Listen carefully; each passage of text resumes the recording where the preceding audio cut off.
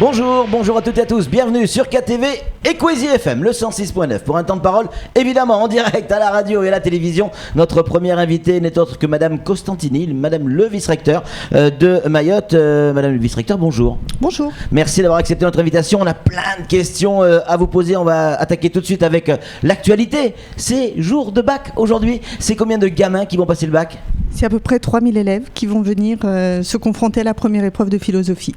Et là, en exclusivité, vous allez nous donner les sujets. Les sujets. Tout à l'heure. Vous les connaissez déjà ?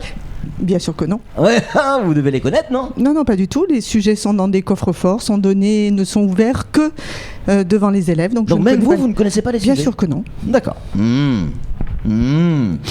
Je ne dis que la vérité. Mais je vous crois. Allez, on attaque avec la visite de Manuel Valls, notre Premier ministre, qui n'a pas fait d'annonce pour le second degré. Comment vous l'expliquez ? Écoutez, il y avait des sujets d'actualité sur le premier degré avec un rattrapage très important sur les écoles, et c'est vrai que c'est ce qui a fait sujet depuis le début de l'année. Ouais. Donc je pense qu'il était important de son point de vue qu'il puisse rassurer les gens parce que le système scolaire commence depuis l'école maternelle. Alors on a quand même pu avoir quelques informations de la ministre de l'Éducation, Madame Vallaud-Belkacem, qui a lâché quand même quelques informations importantes. On parle d'internat, on parle de réfectoire, on parle de sanitaire, on parle d'infirmerie. Vous pouvez nous en dire plus ? Oui, bien sûr, ce sont des sujets en effet que nous travaillons avec la ministre de l'Éducation nationale depuis le début de l'année. Ouais. Nous sommes allés avec mon secrétaire général au mois de mai dernier à l'ANRU pour que nous puissions déposer 3 nouveaux projets suite au projet de Dembéni d'internat. Ouais. Donc nous avons déposé un projet sur l'internat de Mamoudzou, sur un internat sur le LP de Dzoumonier. Nous espérons pouvoir aussi avoir un internat plus du côté du sud, mais dans un temps plus éloigné. Et nous avons effectivement déposé également un projet autour des conditions pour apprendre, c'est-à-dire être disponible pour apprendre. Et il nous semble que dans le cadre de l'action qui est mise en œuvre sur le territoire, il nous faut être un exemple et que la restauration scolaire soit mise en place dans chacun des collèges et lycées du territoire. Alors l'internat, évidemment, c'est intéressant pour les gamins qui sont loin du lycée professionnel. Est-ce que c'était pas plus simple de construire d'autres lycées professionnels ailleurs ? Non, c'est pas du tout la même chose. L'internat, c'est aussi tout un temps de socialisation, c'est un temps de partage, de responsabilisation des jeunes et de travail en autonomie, de construction de son autonomie. Et donc, l'internat apporte un plus. Et puis, il apporte aussi des conditions de travail qui ne sont pas toujours mises en œuvre dans les familles. Autre actualité, du côté du T17, on a eu un appel ce matin d'une dame, on va parler des rythmes scolaires évidemment, d'une dame qui ne comprend pas pourquoi au T17, alors qu'il y a tout ce qu'il faut pour pouvoir appliquer les rythmes scolaires, elle bosse à Cavani, elle les applique et ça manque de moyens pour pouvoir les appliquer. Pourquoi il y a déjà ces différences ? Vous voyez, je suis assez contente de ce type de questions puisque c'est ce sur quoi je me bats depuis le début. Je pense qu'on ne peut pas à Mayotte faire une école à 2 vitesses et que les difficultés sont ce qu'elles sont, mais qu'il nous faut faire avec. Et c'est pour ça que je souhaite que toutes les écoles réfléchissent et travaillent sur la mise en œuvre de la réforme des rythmes scolaires. Alors, puisqu'on parle de la réforme des rythmes scolaires, on a eu sur ce plateau le patron de SNUPP, Rivaud, hier, qui expliquait qu'il y avait des avancées et qu'il y avait la possibilité d'adapter ces rythmes scolaires en fonction des établissements scolaires. Info, intox ? Mais écoutez, ça c'est quelque chose, c'est pas Monsieur Rivaud qui vous l'a dit. Depuis le début, je vous dis que nous avons des adaptations possibles pour Mayotte, ne serait-ce que sur le fait que le fonds d'amorçage ait été donné pour aussi construire la mise en place de la restauration scolaire sur nos établissements. Donc ça n'existe pas en métropole. En métropole, le fonds d'amorçage, c'est uniquement pour les activités périscolaires. Nous avons eu aussi la possibilité de nous adapter avec des organisations scolaires qui n'étaient ni dans le décret Payon, ni dans le décret Hamon. Donc des adaptations, il y en a toujours eu depuis le début, et je pense que c'est ce que nous prônons. Une harmonisation sur tout le territoire, mais pas une uniformisation. Vous avez eu l'occasion de discuter avec la ministre, on vous a vu, on vous a même photographié, filmé. Qu'est-ce qu'elle vous a dit ? De quoi vous avez parlé ? Écoutez, moi, la ministre était ravie de son passage ici à Mayotte. Quand même, hein. C'était une visite du Premier ministre et elle s'est tenir sa place. Elle était ravie de sa visite sur le territoire. Elle a beaucoup salué l'engagement de toutes les personnes, l'engagement des élus, l'engagement aussi des enseignants. Et elle a souhaité apporter son soutien à tout le monde en disant que les choses n'étaient pas faciles, mais que ça valait le coup d'avancer. Et une petite information aussi, il y a eu la création d'une agence pour la langue française avec monsieur Loïc de Pecker qui a été nommé par le Premier ministre et qui nous demande de venir sur le territoire de Mayotte pour pouvoir se servir de ce territoire pour apporter des informations et pouvoir construire son rapport. Encore une information, encore une question sur le T17. C'est des gamins qui sont en CM2, ils devront aller l'année prochaine en 6e et on a eu quelques informations, vous allez nous le confirmer ou pas. Beaucoup de parents demandent des dérogations, ils ne veulent pas aller au K1. Apparemment, on parle de ghetto du côté de K1. Comment on en arrive là ? Alors, comment on en arrive là ? Très facilement, justement, si les gens ne restent pas dans leur sectorisation ordinaire, eh bien on peut se retrouver avec une ghettoisation des établissements. Nous ouvrons à la rentrée... C'est le cas, K1 est devenu un ghetto ? En tout cas, K1 est dans une situation très complexe avec beaucoup d'enfants qui ne sont pas forcément accompagnés. Et ça crée une vraie situation de complexité. Et c'est vrai que K2 est l'établissement dans lequel beaucoup d'enfants issus des écoles associatives vont. Et moi, je souhaiterais vraiment que nous puissions nous servir de l'ouverture de Magicavo pour répartir, avoir une vraie mixité sociale sur ces deux établissements et permettre à K1 aussi de bénéficier du même apport. Alors, puisqu'on parle de K1, on en est où de cette protection qu'il devait y avoir autour de K1, justement ? Écoutez, les murs ne se construisent pas aussi facilement que ça. Et je vais cet après-midi voir l'ensemble des enseignants du premier degré de ces écoles-là pour qu'on puisse aussi travailler ensemble et voir les propositions qu'ils font d'un point de vue pédagogique et pour assurer la sécurisation de ces lieux et garantir un climat... Il faut 3 semaines pour monter un petit mur, parce qu'il n'y a pas que la mur, il y aura mur et grillage apparemment. Oui, mais c'est ce qu'on disait, je veux dire, le mur c'est une chose, mais il n'y a pas que ça. Une fois qu'on aura le mur, on aura quand même des problématiques à gérer. Donc, ça sera réglé pour la rentrée ? Oh oui, il n'y a pas de raison que ce ne soit pas réglé pour la rentrée, mais j'espère que la rentrée, ce sera autre chose qu'un mur. Oui, évidemment. Samuel Baucher, le rédacteur en chef de France Mayotte Matin, a une question à vous poser. Moi, je reviens sur le Mayotte 2025 et la visite ministérielle. On a le sentiment qu'il y a eu beaucoup... L'éducation a été un sujet central, le premier degré, l'enseignement supérieur, mais le second degré, pardon, on n'a pas beaucoup entendu parler, notamment en matière de plan d'investissement ou d'efforts véritables. Est-ce que c'est quelque chose qui a été oublié ? Non, pas du tout, puisque la ministre en a parlé. Elle a parlé de 600 millions d'euros qui étaient investis. Et quand on parle de 10 millions d'euros qui sont investis dans le premier degré, nous investissons chaque année 50 millions d'euros pour les constructions. Donc ce qui n'est pas rien non plus. Et c'est ce qui permet d'aller jusqu'aux 600 millions d'euros annoncés par la ministre. Et puis on a parlé d'enseignement supérieur, mais dans le second degré, c'est-à-dire dans nos établissements scolaires, nous avons aussi de l'enseignement supérieur. Et là aussi, je peux vous annoncer, j'étais la semaine dernière à Paris et j'ai rencontré les responsables de Sciences Po Paris qui sont d'accord pour construire une convention avec le territoire de Mayotte. Nous ouvrons aussi à la rentrée une classe préparatoire aux études scientifiques, et puis nous travaillons avec l'ARS pour une préparation aux études médicales. Allez-y, ce sont des belles avancées, non, c'est juste une réaction. Pardon. Madame le vice-recteur, il y a eu des soucis à Mtsinkoura. Il n'y a pas si longtemps que ça s'est passé lundi. Une enseignante a été aspergée de gaz lacrymogène par un individu extérieur à l'établissement scolaire qui est rentré. Et apparemment, ça s'est repassé, peut-être pas dans les mêmes conditions, mais encore une agression d'un enseignant ou d'une enseignante, je ne sais plus, aujourd'hui. Il va falloir vite trouver une solution. Je suis assez d'accord avec vous parce que moi, je voudrais saluer... Mais c'est pas à vous à trouver les solutions ? Moi, je ne peux pas trouver les solutions toute seule à l'extérieur des établissements scolaires.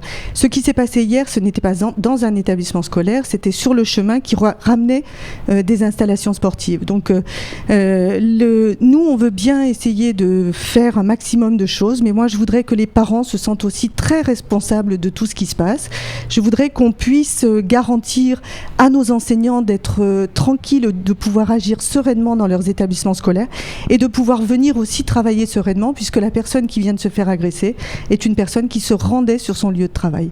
Est-ce qu'il ne faut pas renforcer le filtrage, je ne sais pas si on peut s'exprimer ainsi, parce qu'il y a quand même des gamins qui rentrent dans les établissements qui n'ont rien à faire là, moi, je dis qu'il y a des gamins qui devraient peut-être être inscrits dans les établissements scolaires, qui, du coup, n'apprendraient pas ce qu'est la délinquance et qui, ensuite, ne grandiraient pas dans les conditions... Pour vous, ces gamins-là, c'est des gamins qui ne sont pas scolarisés ? Il y a pour partie des gamins qui ne sont pas scolarisés et qui sont malheureusement pris à partie par d'autres adultes et que l'on conduit à produire des délits ou des choses comme ça. Et puis il y a aussi des gamins qui sont absentéistes et qui ne sont pas suivis par les familles. Et voilà, c'est bien beau de dire que l'école doit faire tout un tas de choses, mais je l'ai toujours dit, l'école ne pourra jamais tout faire toute seule. Nous ne sommes pas responsables seuls de tous les élèves qui nous sont confiés. Avant d'être élèves, ils sont enfants. Et quand ils sont enfants, ce sont leurs parents qui sont responsables. Flo, une réaction ? Oui, c'était par rapport à votre phrase de tout à l'heure qui est très jolie. Vous dites à K2 vont massivement des enfants issus de structures associatives. J'essaie de comprendre. On parle du privé en fait. Ce sont des structures associatives privées hors contrat. Hors contrat. Ce qui veut dire que là, on a une fracture qui est en train de se creuser entre le privé et le public à Mayotte. De toute manière, depuis un certain temps, en effet, dans le premier degré, il y a une fracture réelle qui existe entre des écoles associatives dans lesquelles certains enfants vont et puis le public. Et ensuite, heureusement, et j'espère que ce sera toujours comme ça, le second degré propose uniquement un enseignement dans le public. Sam, une réaction ? Une question toute simple, oui. On voit ce qui s'est passé à Timkoura, vous l'avez noté, beaucoup d'intelligence de la part des enseignants qui ont été courageux, qui n'ont pas voulu interférer sur le bon déroulement des cours, trop longtemps en tout cas, c'est une heure qu'ils ont débrayé. Oui, tout à fait. Mais ça pourrait aller plus loin. Parce qu'il y a vraiment un état nerveux de tension dans les établissements scolaires qui est monté d'un cran. Est-ce qu'on pourrait redouter quelque chose, clairement ? Écoutez, je ne sais pas si on peut redouter quelque chose. Les gens sont très responsables et je pense qu'ils sont très professionnels. En revanche, on ne peut pas leur demander de faire toujours tout seul. C'est ce que je vous disais. On travaille sur la citoyenneté. Il y a beaucoup d'actions qui sont engagées dans les établissements scolaires. Mais il faut, dans le cadre des contrats de ville, il faut aussi que les choses soient mises en place de façon à ce que l'action qui est faite dans les établissements scolaires trouve un écho à l'extérieur et qu'elle puisse aussi drainer les jeunes qui sont oisifs et qui ne font rien, qui sont ces jeunes potentiellement qui peuvent venir voler. Voilà, c'est... Madame le vice-recteur, on passe aux questions des auditeurs. Oui. Rapidement. C'est Yvette qui nous envoie ce message. K1, K2, T17 et... Quand est-ce qu'on mettra des noms ? Ça y est, on met des noms et c'est fantastique. Nous avons déjà, monsieur le préfet a déjà signé 5 arrêtés qui permettront à nos établissements d'avoir des jolis noms. Alors, ils sont choisis déjà les noms ? Il y a déjà 5 noms qui ont été choisis. Vous pouvez nous les donner ? Alors, je vais me tromper. Non, le plus beau nom, c'est le collège c'est le lycée de Chirongui, qui s'appelle Argile Blanche. Argile Blanche ? Voilà, mais en mahorais. Ouais. Alors, je me rappellerai plus. Tali Malandi. Tani Malandi. Je crois que c'est magnifique. Hein. Voilà. Et il y a de très jolis noms qui apparaissent. Il y a un beau travail qui est fait justement avec les élèves, avec l'ensemble de la communauté éducative. Alors, on va essayer de se renseigner parce que 5, il y en a 5 déjà qui... Pour l'instant, il y en a déjà 5 qui ont donner un nouveau nom, sachant qu'on avait déjà des établissements qui avaient des noms. Et puis, j'espère que les maires nous suivront et que les écoles seront elles aussi nommées. Alors, au-delà du fait que ce soit un joli nom, ça peut avoir une incidence sur la délinquance et la violence entre établissements. On dit plus c'est le collège de Tsunzu contre celui de Passamenti. On donne des noms parce que en donnant simplement le nom du village, on entretient la rivalité. Alors, vous avez tout à fait raison. Et puis, en plus, ça permet de construire des repères sur autre chose et ça permet de créer une réelle identité. Et je pense qu'il y a aussi la problématique de l'identité. Et si nos jeunes sont parfois perdus, c'est parce qu'ils ont perdu des repères, ils ont perdu les repères familiaux, ils ont perdu des repères qui sont essentiels pour qu'ils puissent se construire et se développer. Et Lanziz qui nous pose aussi une autre question. Les internats, à partir de quand on verra le premier, la clé? Écoutez, Dembéni, on peut déjà aller le voir. Il doit être livré normalement pour janvier 2016. Janvier 2016, on pourra accueillir les premiers élèves. 110 places. 110 places. Le deuxième ? Le deuxième, le lycée de Mamoudzou, qu'on espère voir rentrer 2017 ou peut-être un petit peu plus tard. Et il y aura là 220 places. Sam ?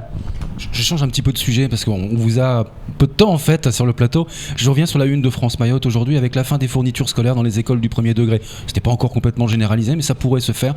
Quel est votre sentiment sur cette décision des maires ? Écoutez, moi je pense que là aussi, il y a de l'abus. Je vous ai entendu faire votre analyse tout à l'heure et elle est fort juste. Il y a des allocations qui sont données de rentrée. Elles doivent servir aux fournitures scolaires et pas à autre chose. Je pense que les maires veulent montrer que là aussi, eux tout seuls ne peuvent pas tout faire et qu'il faut responsabiliser aussi les familles pour faire en sorte que tout se passe bien. Les investissements des maires sont énormes et on ne peut pas leur demander seuls de tout faire. Donc je ne pense pas qu'ils ne permettront pas d'avoir un lot de petites fournitures pour assurer à toutes leurs écoles un fonctionnement adéquat, mais en revanche je suis assez d'accord avec leur façon d'analyser des choses. Alors, encore deux questions rapides. Rapidement, Patrick. Ouais, apparemment, vous êtes venu avec votre fan club. Il y a des gens qui nous envoient des SMS en nous disant « J'adore Madame la vice-rectrice ». Vous avez demandé à personne de nous envoyer des messages? Non. Ok.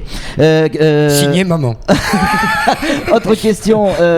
Je viens de la manger, mais c'est concernant la ministre... La restauration, non? Valo Belkacem, la consommation, exactement. Non, mais vous allez voir que c'est un lien avec les réfectoires et les cantines en fait.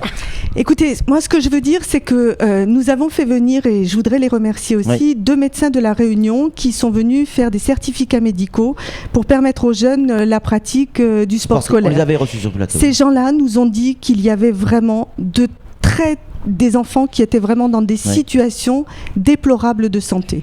Et je pense que la restauration, ça participe de ces conditions préalables pour apprendre. Il y a beaucoup d'autres choses. On ne peut pas demander à un enfant qui a le ventre vide de pouvoir tenir et de pouvoir écouter pour apprendre. Donc c'est la première chose à faire et je crois que si nous en sommes là des discussions sur la restauration scolaire, c'est grâce à les réformes des rythmes. Merci beaucoup Madame le vice-recteur d'être venue sur ce plateau, d'avoir répondu à toutes nos questions. On se retrouve très vite pour un nouveau temps de parole.